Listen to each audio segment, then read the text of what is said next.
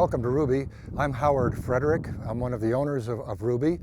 And in those years, they took about $10 million worth of lead, gold, silver, tungsten, some other minerals out of here. That was in 1929 and $1930. So it was a significant economy in this area.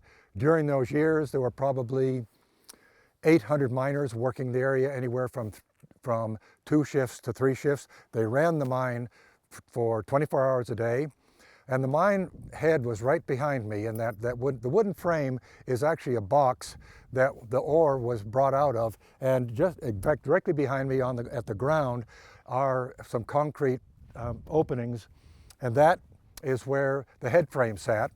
And up to my left there's a building, you can see that building, which held the machine, the engine that ran the cranes that pulled the elevators up and down for the ore to come up. It came out of the mine right behind me into that ore hopper, and then just down the hill over here to my right was a stamp mill which took the ore, which was in probably rocks about this big, coming up out of the mine, and it was stamped down to pieces that are about as big as what you'd see on the ground right here. This probably would have been a piece that came out of the stamp mill, and then ore about this size would have been put into large steel drums with steel balls about the size of cannonballs and rotated until it was the consistency of sand. And if you, we can't see it from here, but if you walk around on the property, you can see a large tailings area, which is the used ore body. That material, as it came out of these roller mills, was then processed with chemicals to extract the ore, and then that tailings material was then eliminated. But in its heyday, there were about 1,800 to 2,000 people living here. It was the second largest city in Santa Cruz County after Nogales. It had a mercantile. You can still see the mercantile, the ruins of it up on the hill over there. It had a school, which ran from the 1st grade through the 8th grade here.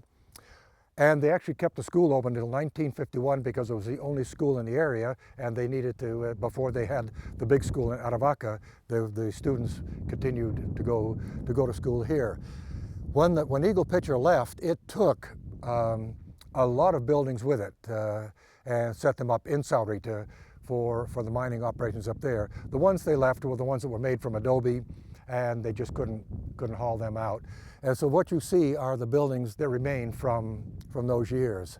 And we are in the process of, we hope, restoring some of the buildings and perhaps just salvaging material out of some of them and stabilizing some of them. We can't save all of them, so we will hope that to salvage the schoolhouse down there, for example. We've been working on that one, rebuilding the walls, putting new flooring in some areas. It's fairly easy to get to Ruby from Tucson.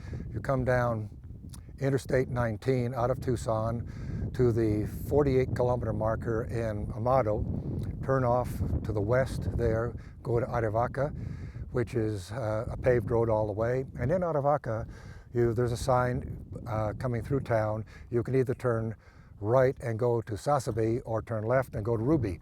Follow that sign around on the paved road for about 6 miles, and you'll come to the Santa Cruz County line. The road turns into dirt. It's fairly well maintained dirt road now, and you go exactly 6 miles from that point, and you come to a sign on the road that says Ruby entrance, and Ruby is to the right there. The property's open Thursday, Friday, Saturday, and Sunday every week. We don't close it down.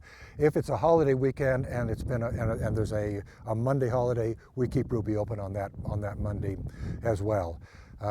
There's a caretaker on the property at all times. We charge $12 per person to come in for the day, just as a visit for doing hiking around.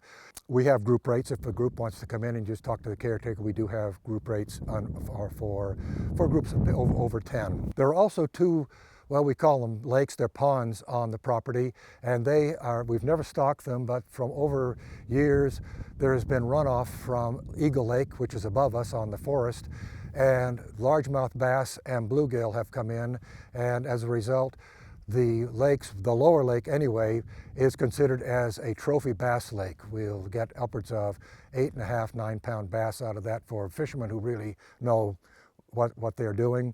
It's all catch and release for the bass. Take as many bluegill out as you would like. And it's $18 per person for fishing. We do have some campgrounds on the site. We have picnic tables all around the area. We've kept Ruby very primitive. You have to bring your own food and water. We do have some outhouses around the property, but we've asked that, it's in most primitive areas, pack it in and pack it back out when you leave. And if you see a little bit of trash that somebody else has left, if you take it out, it makes the property that much better for the next group. Thank you very much.